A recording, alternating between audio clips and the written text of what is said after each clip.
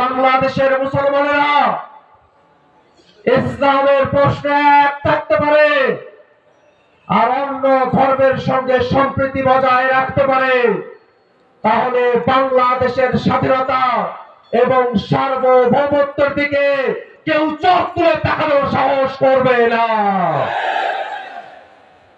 যারা বাংলাদেশের স্বাধীনতা এবং সার্বভৌমত্বকে ক্ষুণ্ণ করতে চায়, তারা 24-এর 5ই আগস্ট থেকে শিক্ষা নিন। 24-এর 5ই আগস্টে বাংলাদেশের মানুষ শুধুমাত্র হাসিনার ফেসিবাদকে তাড়ায় নাই, বরং এই ফেসিবাদের গোড়া যে দিল্লিতে, ফেসিবাদের গোড়া দিল্লিতে থাকা অবস্থাতেই দিল্লিতে থাকা ফেসিবাদের গোড়াকে উপড়ে ফেলেছিল বাংলার জনতা।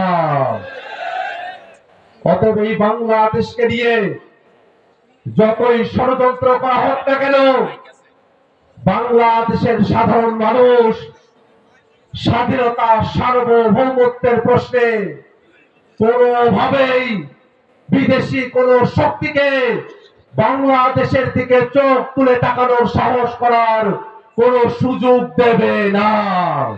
মাত্র 30% টাকায় জমির মালিক হয়ে নতুন বাংলাদেশের গড়ে তোলার স্বপ্ন দেখা বাংলা বসতি।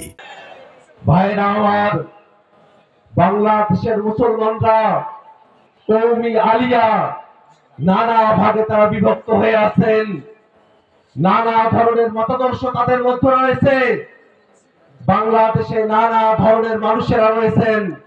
আমরা সকলে প্রত্যাশা করি এই বাংলাদেশকে যদি এগিয়ে নিতে হয়, বাংলাদেশের স্বাধীনতা সার্বভৌমত্বকে রক্ষা করতে হয়, বাংলাদেশের সকল মুসলমানকে, বাংলাদেশের সকল মানুষকে পীর সাহেব নেছারাবাদের ইত্তেহাদ বা ইখতিলাফ নীতির মধ্য দিয়ে আমাদেরকে একত্রিত হতে হবে। এই বাংলাদেশ এখন এক ক্রান্তিকালীন সময় পার করছে।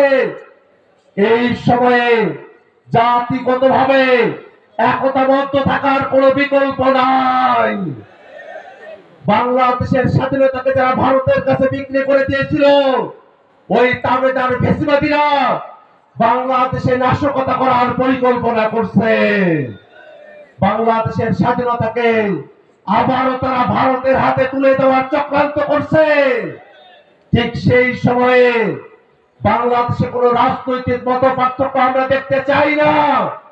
এই বাংলাদেশের এনসিপি, বিএনপি, জামাত, চরমোনাই, এবি পার্টি, গণ অধিকার পরিষদ, সকল দল আমরা এক থাকবো। কোন ফেসিবাদীকে বাংলাদেশে আমরা প্রবেশের সুযোগ দেব না। ভাইরা আমার, আজকের এই মাহফিলে আপনারা যারা একত্রিত হয়েছেন, তাদের সকলের কাছে আহ্বান, বাংলাদেশটাকে গড়ার জন্য, যাতে বাংলাদেশে ফেসিবাদ ফিরে না আসে, সেই কারণে ঐক্যবদ্ধ কমিশনে বাংলাদেশটাকে নতুন ভাবে সাজানোর, বাংলাদেশটাকে সংস্কার করে ফেসিবাদী কাঠামো বিলোপের জন্য আমরা যারা একমত হয়েছি, সেটাকে কোনোভাবেই ভেস্তে দেওয়া যাবে না। সামনে গণভোট হবে।